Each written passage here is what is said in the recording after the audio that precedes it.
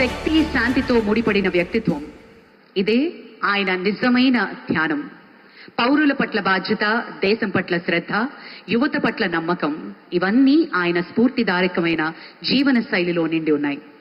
ఆయన యోగా ధ్యానం పట్ల ఉన్న ఆసక్తి, రాజకీయాల ఒత్తిడి మధ్య సైతం తన మనశ్శాంతిని ఎలా నిలుపుకోవాలో ప్రత్యక్షంగా నిరూపించింది యోగా. సినిమా మరియు రాజకీయాలు రెంటినీ సమతుల్యం చేయడానికి ఆయన అభ్యసించేదే యోగా.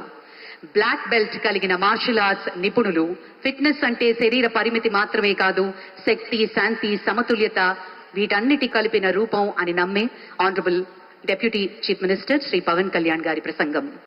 ఉదయ బ్రహ్మస్వరూపం, మధ్యాహ్నేతు మహేశ్వర, సాయంకాలేతు స్వయం విష్ణు, త్రయామూర్తి దివాకర. ముందుగా సూర్య భగవానునికి నమస్సమాంజలు తెలియజేస్తూ, యోగ విద్యను అందించిన ఆదియోగి పరమశివునికి, ఆ మహాయోగ విద్యని మనకి పతంజలి మహర్షి యోగశాస్త్ర రూపంలో అందించారు. వారిరువురి పాదపద్మములకు నమస్కారాలు. మన యోగ విశిష్టతను, గొప్పదనాన్ని ఋగ్వేదంలో ఉన్న మహానుభావులు తెలియజేస్తే, దానిని ప్రపంచవ్యాపితం చేసిన దార్శనికులు మాత్రం గౌరవ ప్రధానమంత్రి శ్రీ నరేంద్ర మోదీ గారు. భారతీయ సనాతన ధర్మం తాలూకు విశిష్టతను యోగా ద్వారా విశ్వవ్యాపితం చేసిన ఘనత ఆయన సొంతం. యోగా సాధకులు ఎంతటి దృఢచిత్తాన్ని కలిగి ఉంటారు, ఒత్తిడి జయించి సంకల్ప సాధకులుగా ఎలా నిలబడతారన్న దానికి కూడా మన గౌరవ ప్రధాని శ్రీ మోదీజీ గారు నిలువెత్తు ఉదాహరణ. ప్రపంచ యోగా దినోత్సవం యావత్ భారతవానికి, భారతీయులకి దక్కిన గౌరవం. సరిగ్గా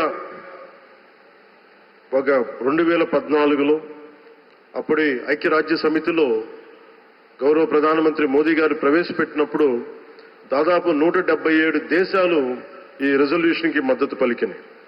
ఇంతమంది మద్దతుని కూడగట్టగలిగి ఈ రోజున మనకి 2015 నుంచి యోగా దినోత్సవం ప్రారంభమైంది.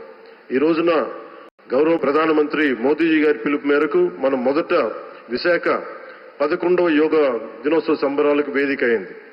శ్రీ మోదీజీ గారి సమక్షంలో గౌరవ ముఖ్యమంత్రి వర్యులు శ్రీ చంద్రబాబు నాయుడు గారి కృషితో ప్రపంచ రికార్డుకు వేదికగా నిలిచింది. విశ్వనరులు మోదీజీ గారి పిలుపు మేరకు యోగా ఒక వన్ ఎర్త్ వన్ హెల్త్, ఈ ఆరోగ్యం థీమ్ ని ఈ వేదిక నుంచి ప్రతి ఒక్కరూ ముందుకు తీసుకెళ్లాలని మనస్ఫూర్తిగా కోరుకుంటూ, ఇక్కడ ఆసీనులైన మీ అందరికీ, ఇక్కడికి వచ్చేసిన ప్రతి ఒక్కరికి కూడా పేరు పేరున నా హృదయపూర్వక వందనాలు, నమస్కారాలు.